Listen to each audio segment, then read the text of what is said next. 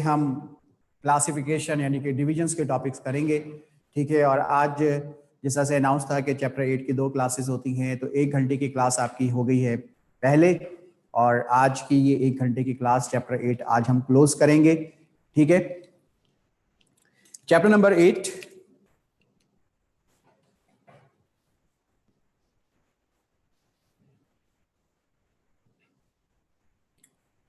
Kingdom fungi.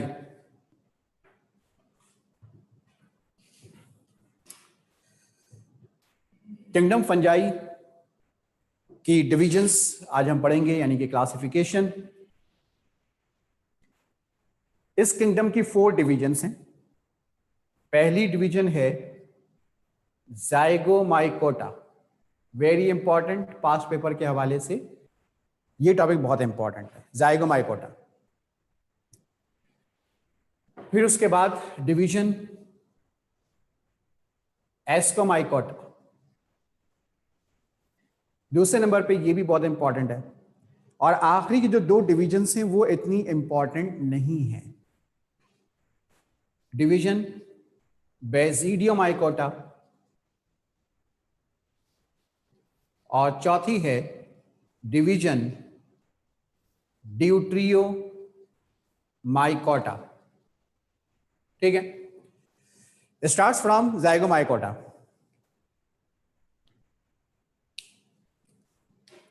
ठीक है, starts from Zygomycota. Zygomycota की आइडियल एग्जाम्पल है म्यूकर, राइजोपस, और इसी राइजोपस को हम ब्रेड मोल्ड भी कहते हैं, ठीक है। Mucor, Rhizopus, Zygomycota first division की आइडियल एग्जाम्पल। और इस डिवीजन के अंदर, इस फर्स्ट डिवीजन के अंदर 600 स्पीशीज हैं, 600 स्पीशीज। तो म्यूकर या राइजोपस, जिसका दूसरा नाम है ब्रेड मोल्ड, इसे ब्रेड मोल्ड क्यों कहते हैं? रोटी के ऊपर, डबल रोटी के ऊपर, स्लाइसिस के ऊपर जो फंगस लगता है वो फंगस दरअसल राइजोपस है, सही। यानी कि वो राइजोपस के स्पोर्स होते हैं। किसी रोटी, किसी डबल रोटी को आपने यूज नहीं किया और वो आपके किचन में रखी हुई है, 2 दिन, 3 दिन, 4 दिन गुजर गए, तो आप देखें ग्रीन ग्रीन डॉट्स लग जाते हैं उसमें। जो ग्रीन ग्रीन डॉट्स होते हैं उसे स्पोर्स कहते हैं, सही। तो ये स्पोर्स किसके होते हैं? ये राइजोपस के होते हैं। और राइजोपस में सबसे कॉमन रिप्रोडक्शन एसेक्सुअल रिप्रोडक्शन है, जो स्पोर के जरिए होती है। सबसे पहले हम राइजोपस के बारे में पढ़ेंगे, structure of Rhizopus and asexual reproduction in Rhizopus. अब देखो 2 हेडिंग है, ये एक हेडिंग नहीं है।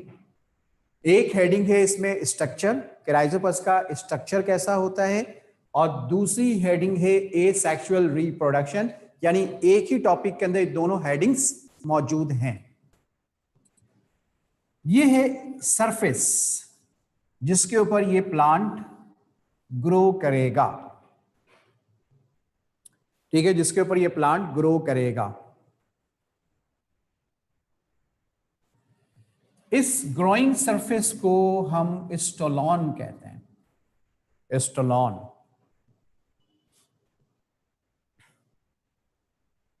सही है। स्टोलॉन क्या है?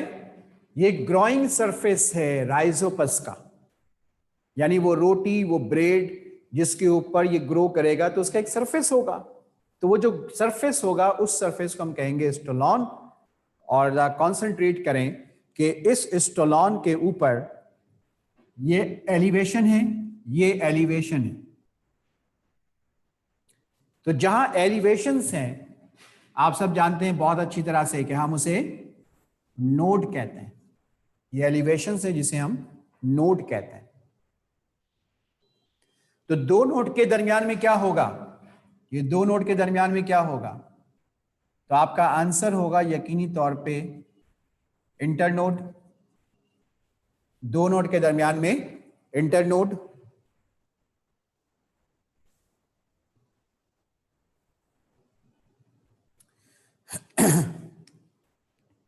अब जहां पर नोड है उसके नीचे ये फॉल्स रूट्स हैं, इसे कहते हैं राइजोइट्स। ठीक है, ये फॉल्स रूट्स हैं जिसे हम कहते हैं राइजोइट्स। फॉल्स रूट इसलिए कहते हैं क्योंकि इसका स्ट्रक्चर ट्रू रूट जैसा नहीं होता। जैसे ट्रू रूट्स होते हैं हायर प्लांट्स में, तो ये उस नौइयत का नहीं होता। ठीक है, लेकिन फंक्शन तकरीबन वही करता है जो आम रूट्स करती हैं, यानी कि प्लांट के लिए बेस प्रोवाइड करता है और सरफेस से मिनरल्स को, लिक्विड को या मुख्तलिफ सब्सटेंसेस को एब्जॉर्ब करता है। तो फंक्शन तकरीबन वही है जो रूट का होना चाहिए, लेकिन स्ट्रक्चर में डिफरेंट होने की वजह से हम उसे फॉल्स रूट कहते हैं।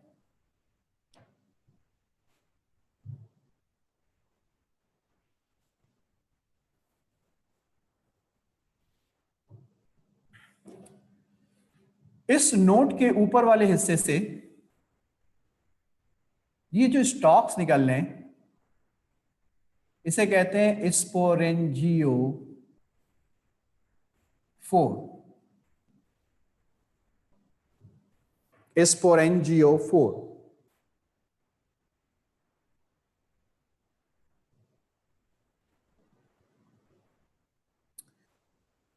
चैप्टर 7 में आपको पढ़ा चुका हूं कि 4 का मतलब होता है स्टॉक और स्टॉक के ऊपर है स्पोरेंजियम, इसलिए हम इसे क्या कहेंगे, स्पोरेंजियो 4। देखिए ये स्पोरेंजियम है, तो चूंकि स्टॉक के ऊपर स्पोरेंजियम है इसलिए हम उसे स्पोरेंजियो 4 कहेंगे, यानी कि वो स्टॉक जिसके ऊपर स्पोरेंजियम है।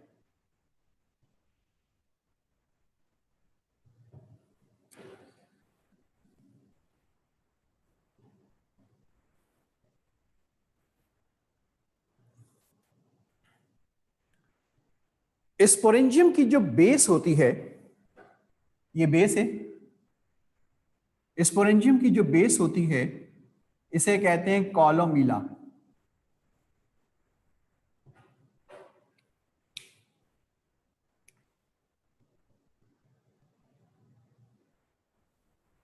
ठीक है, स्पोरेंजियम की बेस को कहते हैं कॉलोमीला। What is कॉलोमीला?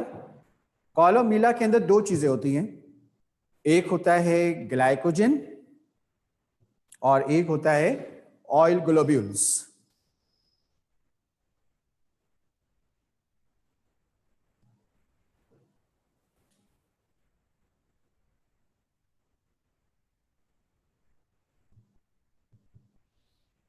राइजोपस का नाम राइजोइट्स की वजह से नहीं है, सही। राइजोइट्स तो दुनिया में हजारों पौधे होते हैं जिनमें राइजोइट्स होते हैं। ठीक है, तो कॉलोमीला में दो चीजें होती हैं, ऑयल ग्लोब्यूल्स होता है और ग्लाइकोजन होता है। और स्पोरेंजियम के अंदर, स्पोरेंजियम को स्पोरेंजियम क्यों कहते हैं? क्योंकि इसके अंदर स्पोर्स बनते हैं, ये स्पोर्स हैं।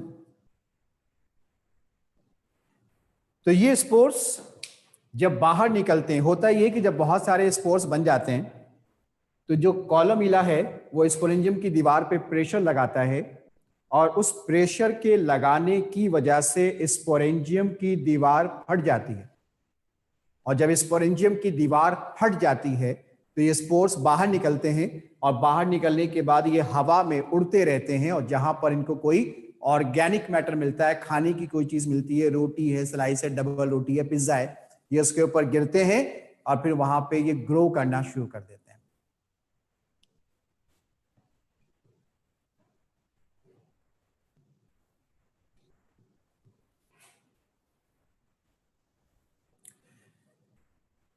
So these are all about the structure and asexual reproduction in Rhizopus.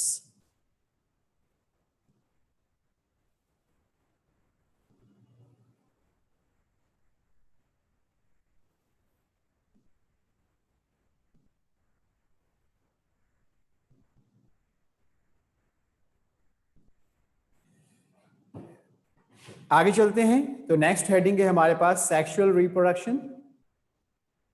Lecture के साथ साथ चलेंगे और कोशिश करेंगे कि टॉपिक्स को रिवाइज करने की जरूरत महसूस ना हो। ठीक है, लेक्चर में स्लो दे रहा हूं, चीजों को खुद रिपीट कर रहा हूं, तो जब टॉपिक 1 से 2 दफा 3 दफा ऑलरेडी रिपीट कर दिया जाए तो फिर उसमें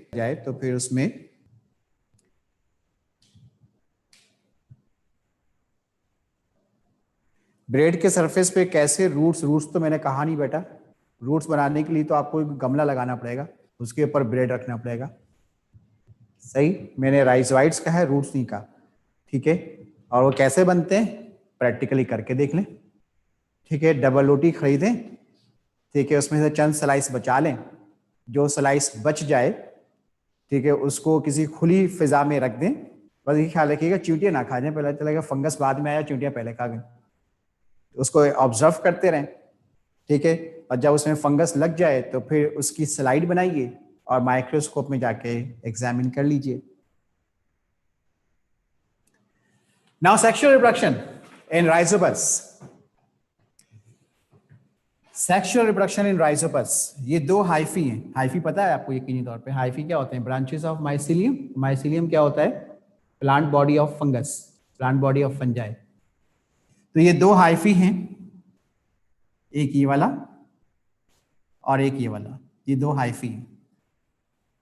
अब ये दो हाइफी हैं, एक काम करेगा एज अ मेल गैमेट और एक काम करेगा as a female gamete. Male always positive, female negative. तो male gamete means positive, female gamete means negative sign. तो ये मेल और फीमेल गैमेट्स हैं और दरअसल ये हाइफी हैं जो गैमेट्स के तौर पे काम कर रहे हैं।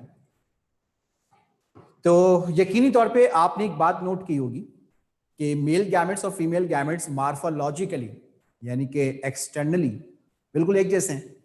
आप इसको डिस्टिंग्विश नहीं कर सकते। अगर मैं प्लस यहां बना दूं, माइनस यहां बना दूं, तो आपको कैसे पता चलेगा कौन सा मेल कौन सा फीमेल? क्योंकि एक्सटर्नली दोनों एक जैसे हैं। तो जब मेल और फीमेल गैमेट्स एक्सटर्नली एक जैसे हो, इंटरनली तो हो ही नहीं सकते ना। अगर इंटरनली भी एक जैसे होंगे तो फिर तो प्रोसेस ही नहीं होगा। तो एक्सटर्नली एक जैसे होते हैं, जैसे चाइनीज नहीं होते, मेल और फीमेल दोनों एक जैसे लगते हैं। तो ये भी मेल और फीमेल गैमेट्स बाजाहिर एक जैसे लग रहे हैं लेकिन एक जैसे हैं नहीं, अंदर से डिफरेंट है। तो जब मेल और फीमेल गैमेट्स एक जैसे हों तो उन्हें आइसोगैमेट्स कहते हैं और ऐसी रिप्रोडक्शन आइसोगैमी कहलाती है। आइसोगैमी को कॉन्जुगेशन भी कहते हैं। अब मैं खुद रिपीट कर रहा हूं, सुने सुने सुने।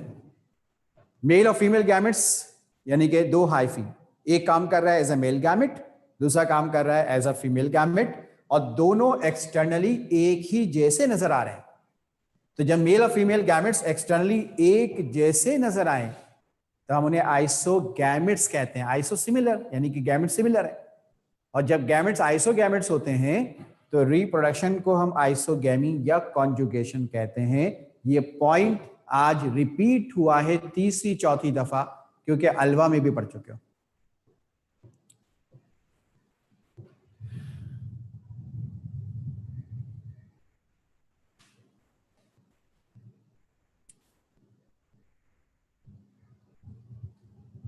ठीक है, चलें आगे। अब देखिए दोनों हाइफी में होगा क्या, दोनों में बल्जिंग होगी। बल्जिंग समझते हो? दोनों में बल्जिंग होगी। ये बल्जिंग हो रही है, बल्जिंग मतलब होता है कि ये दरमियान से फूलने लग जाता है, दरमियान का जो हिस्सा होता है वहां से फूलता है। ठीक है, तो ये दोनों हिस्से आपको फूले हुए नजर आ रहे हैं, स्वेल हुए हुए नजर आ रहे हैं। तो इन दोनों हिस्सों को कहते हैं प्रोगैमीटेंजियम। क्या लिखा मैंने? प्रोगैमीटेंजियम। ठीक है, प्रो का मतलब होता है इनिशियल या बिफोर, यानी कि अभी प्रॉपर्ली गैमेट्स बने नहीं है तो हम उसे प्रोगैमीटेंजियम कह रहे हैं। जब गैमेट्स प्रॉपर वे में बन जाएंगे तो फिर प्रो हटा देंगे, क्योंकि प्रो का मतलब होता है इनिशियल या प्रो का मतलब होता है बिफोर। तो जो इनिशियल है, जो बिफोर है, उसके लिए प्रो लगाया, तो जब चीज बन गई तो प्रो हट जाएगा। जैसे आप खाना बनाए जाए तो आप कहेंगे प्रो बिरयानी, और जब बन जाएगी तो फिर आप प्रो नहीं कहेंगे, फिर आप कहेंगे बिरयानी। आगे समझ में बात? कभी गैमेट्स बनने जा रहे हैं, बने नहीं है, बनने जा रहे हैं, तो हमने कहा प्रो, और जब गैमेट्स बन गए तो प्रो हट गया। ठीक है, ये दो वर्ड से प्रो और प्री, मुख्तलिफ कंडीशन है कि कहां प्रो लगाना है कहां प्री लगाना है। दोनों का मतलब बिफोर होता है। और दोनों का मतलब प्री मेच्योर भी हो सकता है, यानी मेच्योर होने के बाद प्रो हट जाएगा, प्री हट जाएगा, या कंप्लीट होने के बाद प्रो और प्री का वर्ड हट जाएगा। तो ये प्रोगैमिटेंजियम है। तो फिर समझ जाएं कि अगले स्टेप में प्रो हट जाएगा। अब देखें, अब ये जो स्ट्रक्चर आपको इसमें नजर आ रहा है ये गैमिटेंजियम है। अब मैंने प्रो हटा दिया, ठीक है। और ये आप देखें कि ये वाला हिस्सा इसमें मेल गैमेट्स के न्यूक्लियाई और ये वाला हिस्सा इसमें फीमेल गैमेट्स के न्यूक्लियाई, ठीक है।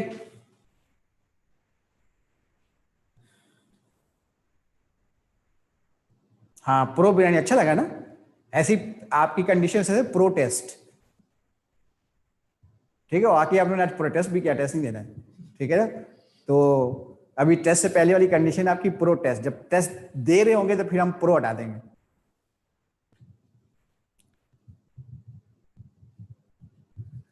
ठीक है जी। गैमिटेंजियम कौन सा हिस्सा है जिसमें गैमेट्स के न्यूक्लियाई मौजूद हैं? आगे देखें। अब ये जो आगे वाला हिस्सा है ना, ये वाला हिस्सा, आसान लफ्जों में आपसे पूछता हूं कि अगर इस हिस्से में गैमेट्स की न्यूक्लियाई है, अगर इस हिस्से में जहां प्लस माइनस लिखा है, अगर इस हिस्से में गैमेट्स की न्यूक्लियाई मौजूद है तो फिर ये साइटोप्लाज्मिक एरिया हुआ ना। दूर वाला हिस्सा कह लें, साइटोप्लाज्मिक एरिया कह लें, इस हिस्से को कहेंगे suspensor. Suspensor.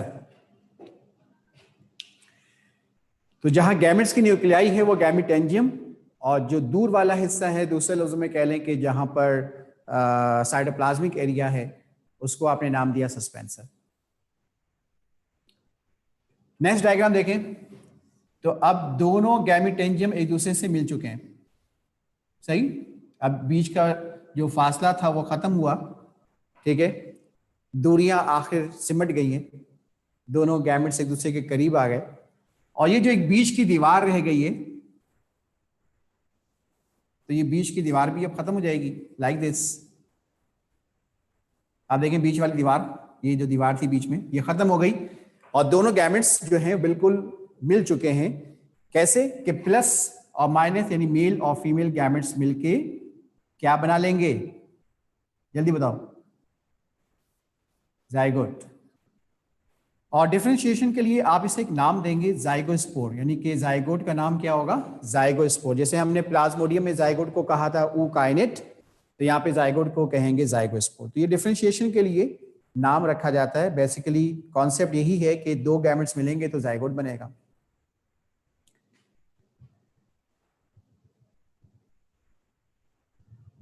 Ji Bushra, you are right.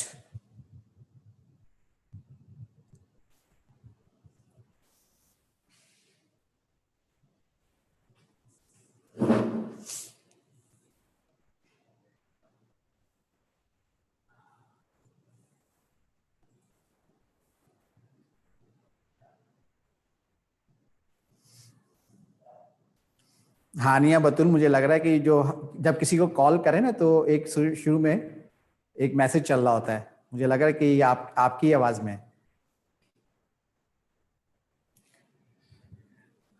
Zygospore की दो लेयर्स होती हैं, आउटर एक्सोस्पोर और इनर एंडोस्पोर। भाई एक्सो का मतलब क्या होता है? आउटसाइड। एंडो का मतलब क्या होता है? इनसाइड। तो जाइगोट की दो लेयर्स बन गई। आपने आउटर को कहा एक्सोस्पोर, आपने इनर को कहा एंडोस्पोर। समझ में आ रहा है सबको?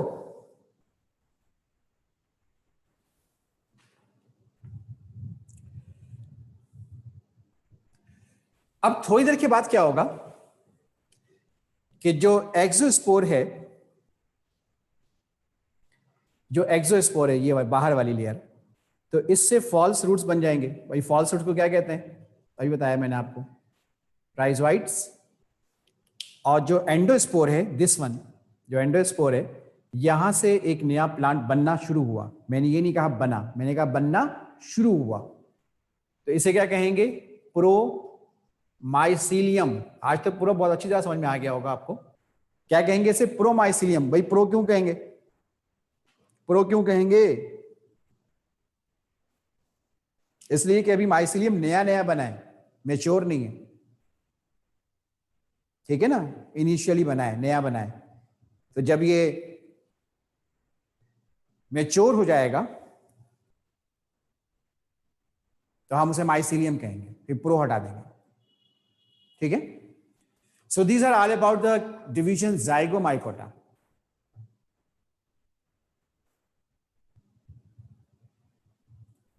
अगर इस चैप्टर को सिर्फ लेक्चर से ही कर लें तो इनफ होगा।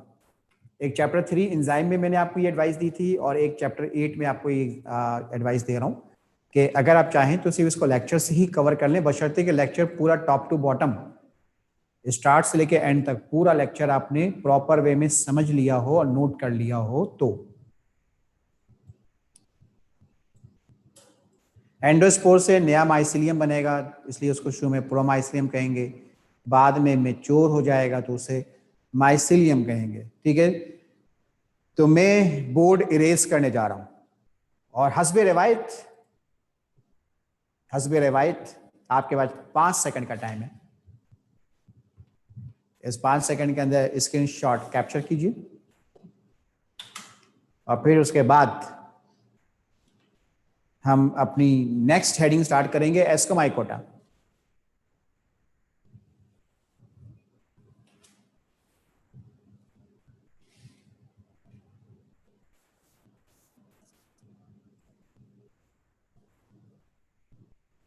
मेरा मूड अच्छा, मेरा मूड हमेशा ही अच्छा होता है, आप लोग खराब करते हैं। मैं जब क्लास में आता हूँ मेरा मूड हमेशा अच्छा होता है, ये बात याद रखिएगा, ठीक है। फिर क्लास में आप लोग ऐसी हरकत करते हैं, सब नहीं, वो कोई 1-2 बच्चे ही होते हैं, आपको ही पता है अच्छी तरह से, वो 1-2 ही होते हैं, ठीक है, फिर उनकी वजह से मूड खराब होता है।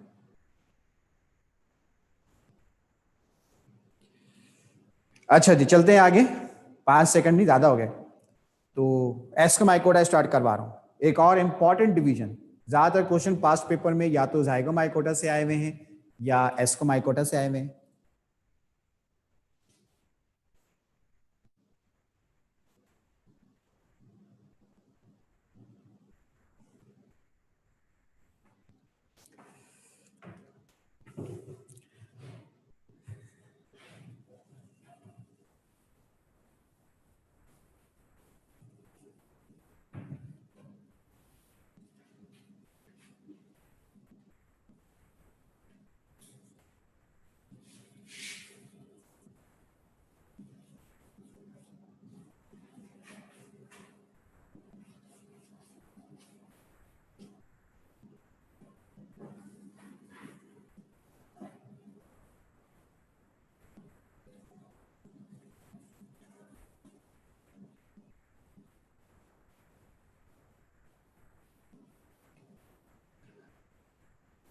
एस्कोमाइकोटा की स्पीशीज की तादाद है 32,000।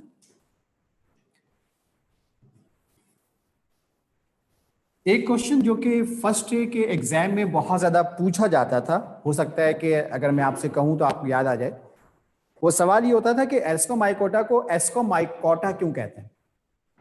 तो जवाब उसका ये है कि इन्हें एस्कोमाइकोटा इसलिए कहा जाता है कि इनकी फॉर्मेशन एक सेक लाइक स्ट्रक्चर में होती है, और उस सेक लाइक स्ट्रक्चर को एस्कस कहते हैं, ठीक है। हर चीज को मैं खुद रिपीट कर रहा हूं, बस आपकी तवज्जो चाहिए, आपकी तवज्जो इस वक्त जो है मौसम पे नहीं होनी चाहिए बल्कि सिलेबस पर होनी चाहिए। एस्कोमाइकोटा को एस्कोमाइकोटा क्यों कहते हैं? इसलिए कि उनकी फॉर्मेशन एक सैक लाइक स्ट्रक्चर में होती है, और उस सैक लाइक स्ट्रक्चर को एस्कस कहते हैं। हानिया बतूल, इसकी प्राइस है 32,000, 32,000 यानी कि number of species.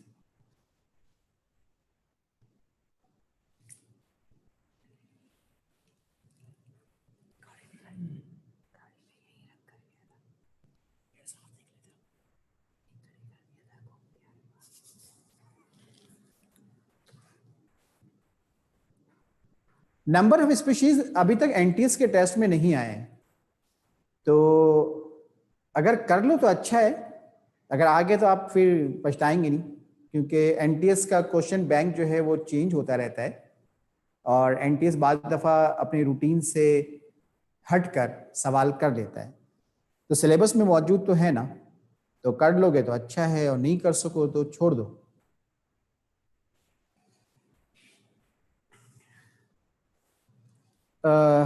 To three two seven 2327 answer है 600। सेक लाइक स्ट्रक्चर एस्कस कहलाता है। एस्कस की वजह से हम इसे क्या कहते हैं, एस्कोमाइकोटा। ये एस्कस होते हैं 3 किस्म के, 3 टाइप्स। कौन से 3 होते हैं, आइए देखते हैं। नंबर 1, एक होता है एपोथीजियम, ठीक है। दूसरा होता है पेरिथीजियम और तीसरा होता है क्लिस्टोथीजियम, ठीक है।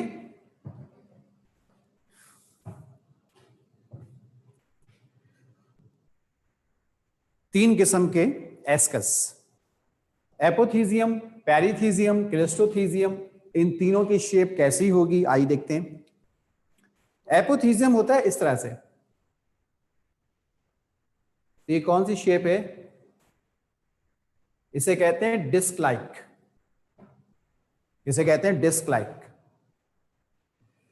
और पेरिथीजियम इस तरह से होता है, तो इस शेप को आप फ्लास्क लाइक भी कह सकते हैं, फ्लास्क।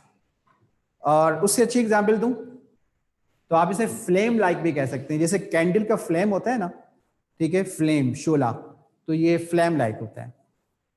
और क्लिस्टोथीजियम ये होता है circular, double membrane bounded, circular double membrane bounded.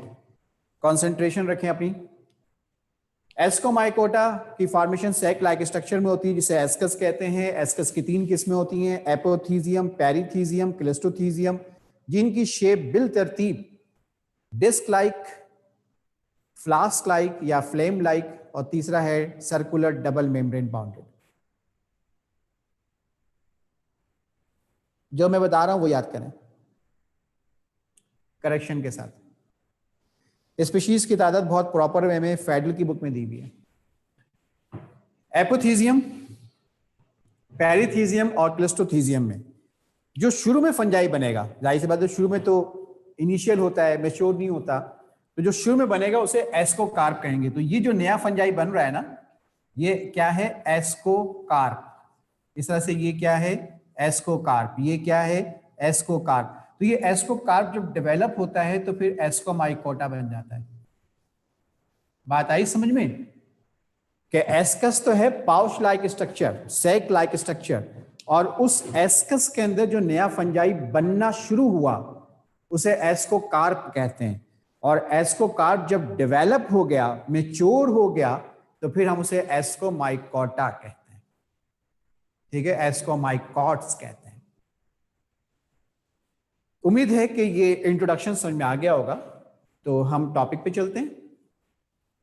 इस डिवीजन की आइडियल एग्जाम्पल है ईस्ट, और इसका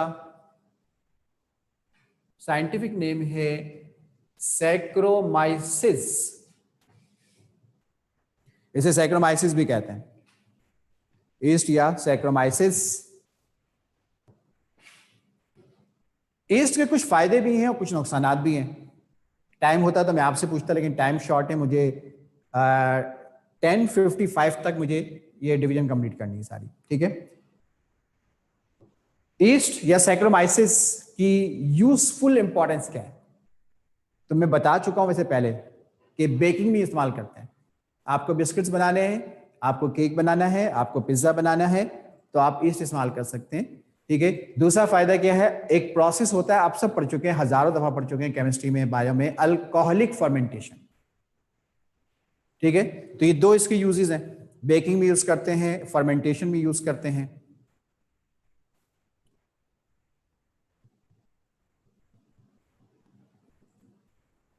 अच्छा, इसके नुकसानात क्या हैं, इसके नुकसानात क्या हैं। किसी चीज में आप सपोज करें कि आप केक बना रहे हैं और आपने ईस्ट ज्यादा डाल दिया, या पिज्जा बना रहे हैं ईस्ट आपने ज्यादा डाल दिया, तो वो खाना खराब हो जाएगा। और बनाने वाले की सोच ये होगी कि ये तो मैंने अभी अभी फ्रेश बनाया है, तो ये कैसे खराब होगा, ये तो मैंने अभी बनाया है। तो आप उसे खाएंगे, और जब खाएंगे तो गैस्ट्रिक ट्रबल होगा। सही बात आई समझ में कि किसी चीज में अगर आप ज्यादा मिला दें, भाई किसी खाने में नमक ज्यादा मिला दें, खाया जाएगा? नहीं खाया जाएगा, लेकिन उसका तो टेस्ट आ जाएगा, आप छोड़ देंगे। लेकिन ईस्ट की वजह से जो गिजा खराब होगी उसका टेस्ट इतना ऑल्टर नहीं होगा, आप उसको, क्योंकि उसमें बहुत सारे दीगर इंग्रेडिएंट्स भी होंगे, ठीक है, तो उसके टेस्ट की वजह से इसका टेस्ट समझ में नहीं आएगा, आप खा लेंगे, और खाएंगे तो फिर गैस्ट्रिक ट्रबल हो जाएगा। तो इसलिए पता होना चाहिए कि कौन सी चीज आप बना रहे हैं और उसमें कितना ईस्ट डाल सकते हैं।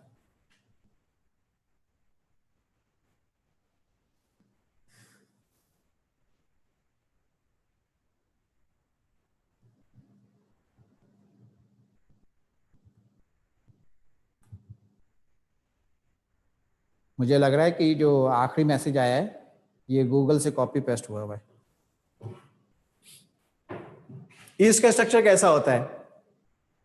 ये ईस्ट है, तो सबसे बाहर क्या होगा भाई? सबसे बाहर क्या होता है? ये तो बच्चे वाला सवाल है, सेल वॉल। और सेल वॉल किससे बना हुआ है?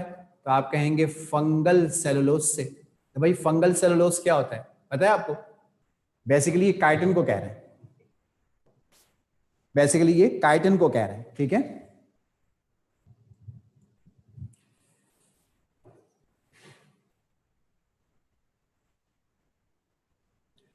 ये जो आप देखें ना, जहां जहां मैं डॉट लगा रहा हूं, चले आसान कर देता हूं, डॉट बनाना जरूरी नहीं था लेकिन समझाने के लिए, कि जो पूरा डॉटेड एरिया है ये डॉट कॉम नहीं है, ये साइटोप्लाज्म है, ये साइटोप्लाज्म है। तो जो शेप सेल वॉल की है वही शेप साइटोप्लाज्म की भी हो गई। और ऊपर की तरफ देखें, ये है न्यूक्लियस, कंप्लीट न्यूक्लियस, ये न्यूक्लियस है। ये तो आप जानते हैं ना, पहले भी पढ़ा चुका हूं कि इस सिंगल सेल फंजाई है लेकिन कॉलोनी बना के रहता है। तो ये न्यूक्लियस है। और अब जो मैं रेड लाइन, रेड मार्कर से जो ये मैं डॉट लगा रहा हूं, ये पूरा हिस्सा वैक्यूल है, ये वैक्यूल है, बड़ा वैक्यूल होता है इसका, ठीक है। तो ये इतना आसान सा स्ट्रक्चर है ईस्ट का।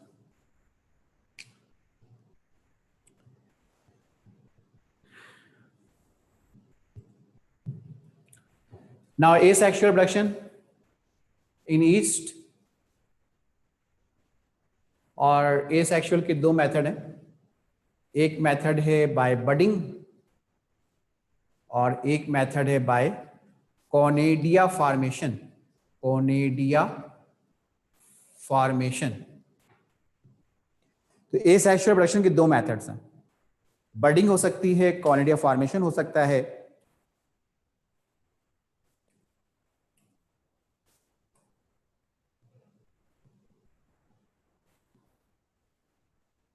ठीक है भाई, बडिंग में क्या होता है? बड बनता है ना, और बड क्या होता है? किसी भी चीज की आउटग्रोथ को कहते हैं। तो तवज्जो, बहुत ही आसान है वैसे। ये ईस्ट है, ये आउटग्रोथ है, आउटग्रोथ का आपने क्या कहा? बड। ये बड आहिस्ता आहिस्ता बड़ा होगा और बड़ा होगा, और फिर अपने पेरेंट से डिटैच हो जाएगा। तो ये है बडिंग फॉर्मेशन, वेरी सिंपल।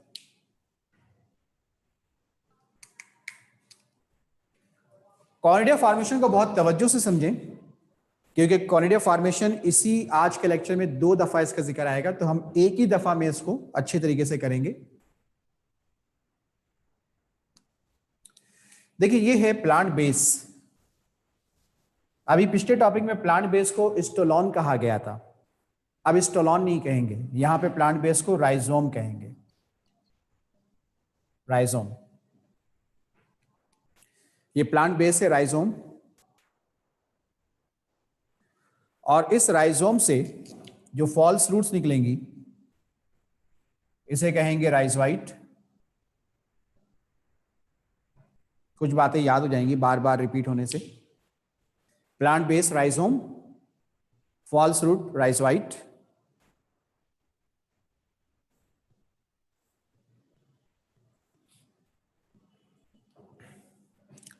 और ऊपर की तरफ ये स्टॉक्स हैं, डबल लेयर होगी इस तरह से, ये स्टॉक्स हैं। तो ये जो स्टॉक्स हैं इसे कहते हैं कॉनेडियो फोर। क्या नाम है इसका? कॉनेडियो फोर। भाई स्पोरेंजियो फोर के ऊपर क्या था? तो आप कहेंगे स्पोरेंजियम। तो कॉनेडियो फोर के ऊपर क्या होगा? कॉनेडिया। ठीक है, स्पोरेंजियो फोर के ऊपर अगर स्पोरेंजियम है तो कॉनेडियो फोर के ऊपर कॉनेडिया होगा।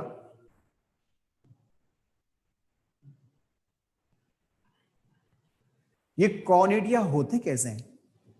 कॉन्सेंट्रेट, छोटे छोटे से बॉल लाइक स्ट्रक्चर्स होंगे जिनकी तादाद फिक्स है, ये 8 होते हैं। एक पे बना देता हूं सिर्फ समझाने के लिए, इस पे खुद ही बना लीजिए। ये कॉनेडिया है, ठीक है, 8 बॉल लाइक स्ट्रक्चर्स जिसे हम कॉनेडिया कहते हैं। और जब ये कॉनेडिया मेच्योर होगा तो नया ईस्ट बन जाएगा। ठीक है, जब ये कॉनेडिया मेच्योर हो जाएगा तो इससे नया ईस्ट बन जाएगा।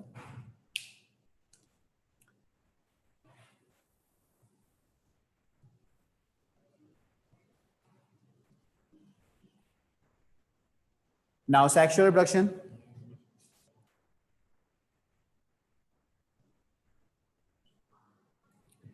सेक्सुअल रिप्रोडक्शन बहुत ही आसान है।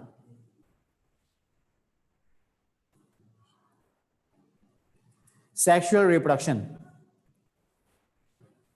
भाई जहां से गैमेट्स बनते हैं क्या हम उन्हें गैमेटोफाइट कह सकते हैं? तो आप कहेंगे जी सर बिल्कुल कह सकते हैं। फाइट का मतलब प्लांट होता है, गैमेटो का मतलब गैमेट्स होता है, यानी कि वो प्लांट, वो स्ट्रक्चर जो गैमेट्स बनाएगा हम उसे गैमेटोफाइट कह सकते हैं।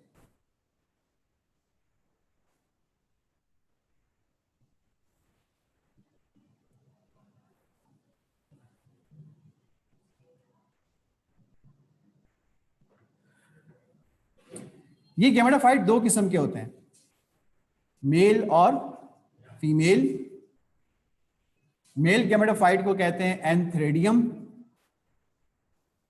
और फीमेल गैमेटोफाइट को कहते हैं एस्कोगोनियम।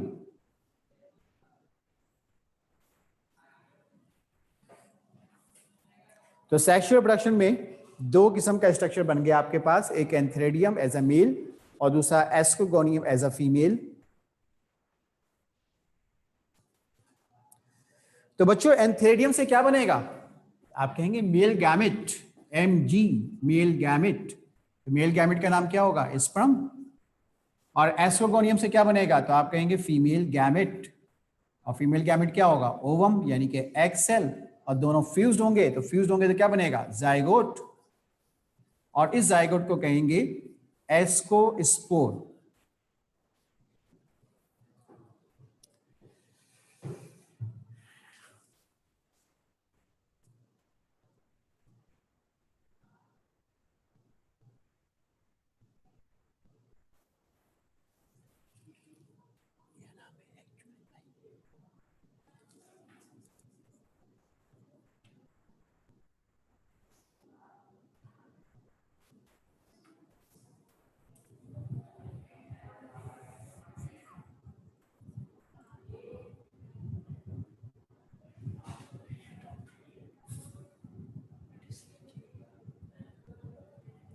ठीक है बेटा, male gamete sperm, female gamete ovum, दोनों फ्यूज्ड होते जाइगोट बनेगा। जाइगोट को हमने कहा एस्कोस्पोर। कुछ याद आया? भाई जाइगोमाइकोटा पढ़ रहे थे इससे पहले, तो आपने क्या कहा था? जाइगोस्पोर। और अभी क्या पढ़ रहे हैं? एस्कोमाइकोटा। तो क्या कहा हमने? एस्कोस्पोर। आगे सेम स्टोरी। एस्कोस्पोर की दो लेयर्स होंगी, आउटर एक्सोस्पोर और इनर एंडोस्पोर। तो फिर क्या होगा? एक्सोस्पोर से फॉल्स रूट्स बन जाएंगे, राइजोइट। और एंडोस्पोर से बनेगा प्रोमाइसिलियम। बिल्कुल वही स्टोरी सेम जो आपने पिछले लेक्चर में आपने पढ़ा है। प्रोमाइसिलियम मैच्योर हो गया तो फिर प्रो हट जाएगा, माइसिलियम रह जाएगा। So these are all about the division ascomycota. आप में से किसी को नीड हो तो आप स्क्रीनशॉट कैप्चर कर सकते हैं।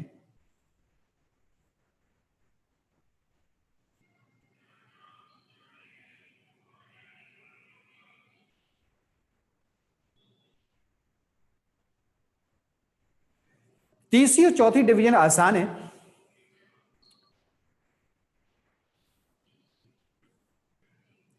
और तीसरे और चौथे डिवीजन से ज्यादा क्वेश्चंस भी नहीं आते, यानी कि पिछले 12-13 सालों में मुश्किल से शायद कोई एक आध सवाल आया है।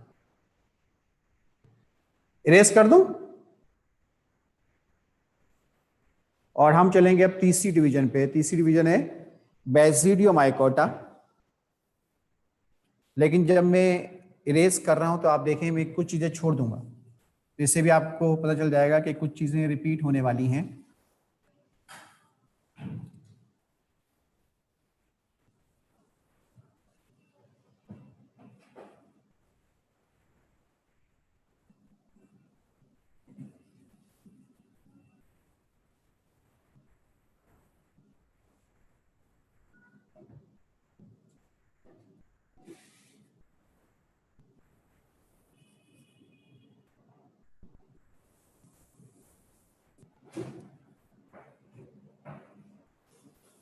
Now division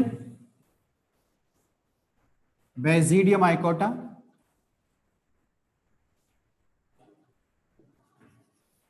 और एग्जाम्पल है, आइडियल एग्जाम्पल मशरूम, जिसको एग्रीकस भी कहते हैं, मशरूम या एग्रीकस।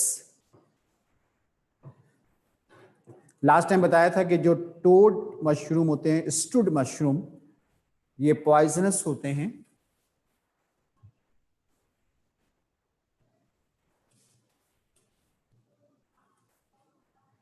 टू 301 एक ऐसा स्ट्रक्चर जो कि किसी बेसिक स्ट्रक्चर से रिजेम्बलेंस रखता हो लेकिन फंक्शन में डिफरेंट हो। एक ऐसा स्ट्रक्चर जो किसी बेसिक स्ट्रक्चर से रिजेम्बलेंस रखता हो लेकिन फंक्शन में डिफरेंट हो। ठीक है, ऑल्टरनेशन ऑफ जनरेशन 0.1% कंडीशन में होती है, नॉट रिमार्केबल। मशरूम, मशरूम के अंदर एसेक्सुअल रिप्रोडक्शन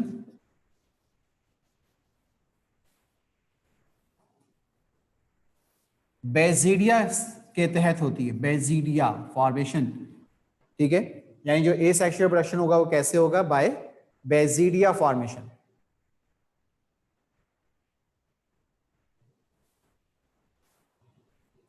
इसी वजह से कहते हैं ना बेसिडियोमाइकोटा। देखो ये प्लांट बेस है, आपने इस प्लांट बेस को कहा राइजोम, तो ये है फॉल्स रूट, और फॉल्स रूट को हम कहेंगे राइजोइट। सेम हो गया ना, ये तो पिछले वाले लेक्चर से देखें सेम हो गया बिल्कुल।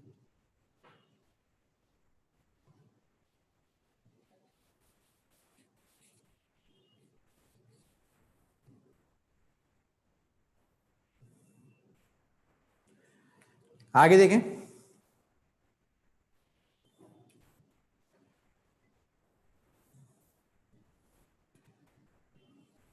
ये है एक स्ट्रक्चर जो कि राइजोम पे बनेगा, इसको हम बेसिडियम भी कहते हैं, बेसिडियम भी कहते हैं, और इसी को वेसिकल भी कहते हैं।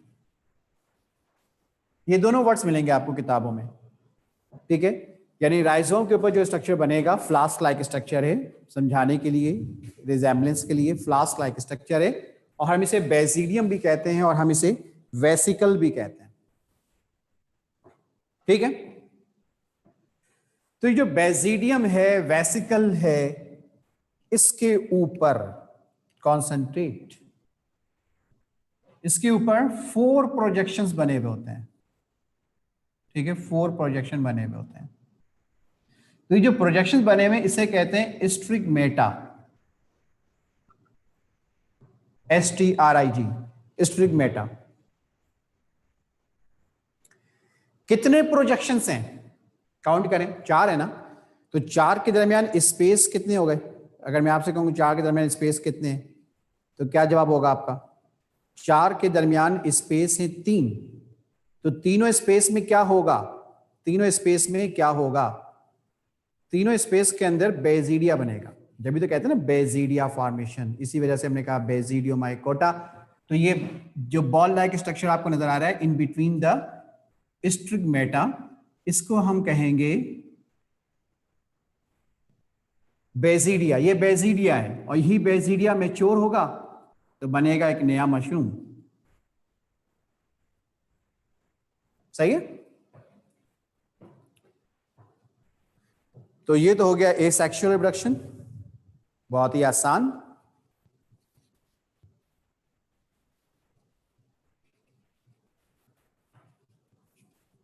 बोर्ड का जो बीच वाला हिस्सा है वो छोड़ दें फिलहाल, और हम अब मूव करेंगे सेक्सुअल रिप्रोडक्शन पे। क्वेश्चन में आपके आज साथ साथ देखता रहा हूं तो मुझे एंड में आज टाइम नहीं मिलेगा, टॉपिक खत्म करते ही क्लास ऑफ कर देंगे। आपके क्वेश्चन जो है बार बार मैं चेक कर रहा हूं, जहां कोई सवाल होता है वहीं जवाब दे देता हूं ताकि एंड में कोई मसला ना हो। इसकी स्पीशीज होती हैं 16,000।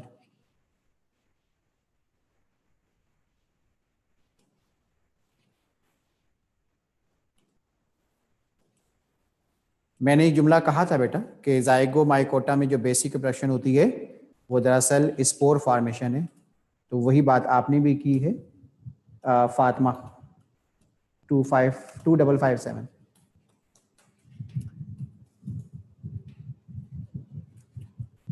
नाउ सेक्सुअल रिप्रोडक्शन थोड़ा सा चेंज करूंगा, आप देख लें जितना मैंने इरेज किया था बस वही चेंजिंग है। सेक्सुअल रिप्रोडक्शन बाय गैमेटोफाइट, सही है। और गैमेटोफाइट मेल और फीमेल, मेल का नाम एंथ्रेडियम, फीमेल का नाम बेजिडियोगोनियम। ठीक है, तो एंथ्रेडियम से मेल गैमेट्स बनेंगे स्पर्म और बेजिडियोगोनियम से फीमेल गैमेट बनेगा ओवम, दोनों के फ्यूजन से जाइगोट, और जाइगोट का नाम होगा बेजिडियो स्पोर, बेजिडियो स्पोर।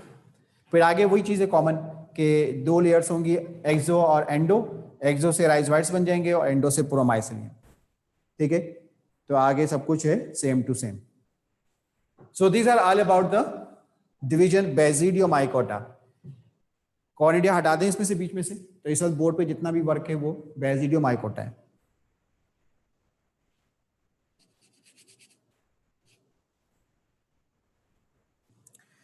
अगर स्क्रीनशॉट लेना चाहें तो क्रॉप कर लीजिएगा, दरमियान वाली चीज निकाल दीजिएगा।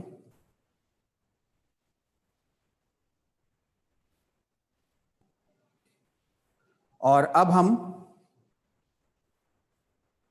आखिरी डिवीजन पे जा रहे हैं और आज के लेक्चर की आखिरी हेडिंग होगी। 2 से 3 मिनट का टाइम बाकी है, फिर नेक्स्ट टीचर की क्लास होगी यहाँ पे। आखिरी डिवीजन, चौथी डिवीजन, और डिवीजन है ड्यूट्रियोमाइकोटा।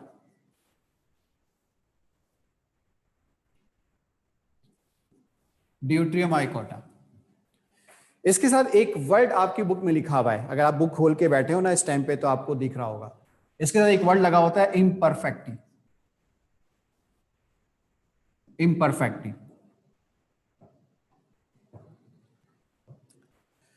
आपको पता है इसे इम्परफेक्ट क्यों कहते हैं? डिवीजन का नाम है ड्यूट्रियोमाइकोटा, स्पीशीज की तादाद है 17,000 और इसके साथ इम्परफेक्टी का वर्ड क्यों इस्तेमाल किया गया? इसलिए कि ये सारे के सारे पैथोजेनिक फंजाई होते हैं, यानी अपने होस्ट के लिए इम्परफेक्ट होते हैं। ठीक है, ये जितने भी हैं 17,000 तकरीबन, तो इन सब के अंदर पैथोजेनिक वैरायटी पाई जाती है, यानी कि सारे के सारे पैरासाइट्स हैं, हार्मफुल हैं, अपने होस्ट को नुकसान पहुंचाते हैं, यानी अपने होस्ट के लिए ये इम्परफेक्ट साबित होते हैं। तो एक वजह इम्परफेक्टी कहने की तो ये है कि अपने होस्ट के लिए इम्परफेक्ट हैं, और दूसरी वजह यह है कि इनमें सेक्सुअल रिप्रोडक्शन प्रॉपर वे में नहीं होती। सेक्सुअल रिप्रोडक्शन, भाई प्रॉपर सेक्सुअल रिप्रोडक्शन किसे कहते हैं? जिसमें गैमेट्स बनते हैं, जैसे कि अभी आप पढ़ लेते हैं यहाँ पे। ठीक है, प्रॉपर सेक्सुअल रिप्रोडक्शन किसे कहते हैं? जिसमें गैमेट्स बन रहे हो। तो इसमें गैमेट्स नहीं बनेंगे, ठीक है, फिर क्या होगा? बैक्टीरिया में पढ़ा था आपने, याद कीजिए, इसमें डीएनए की रेप्लिकेशन होगी, और डीएनए की रेप्लिकेशन को हम कहते हैं जेनेटिक रिकॉम्बिनेशन। याद आया? ये चैप्टर 6 में भी आपने पढ़ा था, जेनेटिक रिकॉम्बिनेशन, राइट? दोबारा सुन लें, एक वजह इम्परफेक्ट कहने की ये है कि ये सारे के सारे पैथोजेनिक हैं, अपने होस्ट के लिए इम्परफेक्ट हैं, अपने होस्ट को नुकसान पहुंचाते हैं। और दूसरी वजह यह है कि इनके अंदर जो सेक्सुअल रिप्रोडक्शन है वो प्रॉपर वे में नहीं होती, क्योंकि प्रॉपर सेक्सुअल रिप्रोडक्शन गैमेट्स के जरिए होती है। तो फिर इसमें क्या होगा, इसमें डीएनए की रेप्लिकेशन होगी और हम उसे जेनेटिक रिकॉम्बिनेशन कहेंगे। ठीक है, तो सेक्सुअल की बात तो यहां मुकम्मल हो गई। और ये जो है ए सेक्सुअल प्रोडक्शन, ये होगा बाय कॉनिडिया फॉर्मेशन। ठीक है, ए सेक्सुअल होगा बाय कॉनिडिया फॉर्मेशन। तो ये जो बीच की पूरी लाइन है इस वक्त, ये ड्यूटिया माइकोटा है। सही है। तो आज की क्लास हम यहीं इसी जगह इसी पॉइंट पे क्लोज करेंगे। चैप्टर 8 हो गया है क्लोज। और